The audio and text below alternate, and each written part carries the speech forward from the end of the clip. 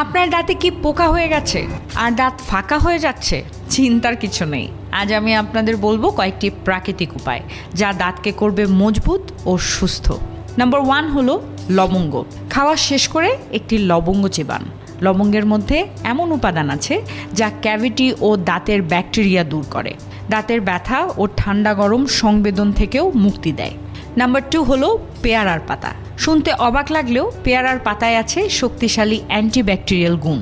খাওয়ার পর 1-2টি পাতা চেবালে দাঁত ও মাড়িকে সংক্রমণ থেকে রক্ষা করবে এবং দাঁত করবে আরও শক্ত এবং মজবুত। নাম্বার 3 হলো নিমের দাঁতন। নিমের দাঁতন দিয়ে ব্রাশ করা হলে ব্যাকটেরিয়া ও প্লাগ নিয়ন্ত্রণ রাখার এক পুরনো ও পরীক্ষিত পদ্ধতি।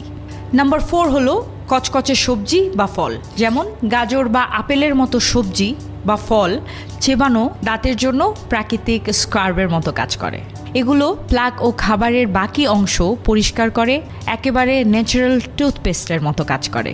নাম্বার 5 হলো তুলসীর পাতা। তুলসী পাতাতে আছে অ্যান্টিব্যাকটেরিয়াল গুণ যা দাঁতকে ইনফেকশন থেকে বাঁচায়। 3-4টি তুলসী পাতা সেদ্ধ করে সেই পানি দিয়ে কুলকুচি করতে পারেন।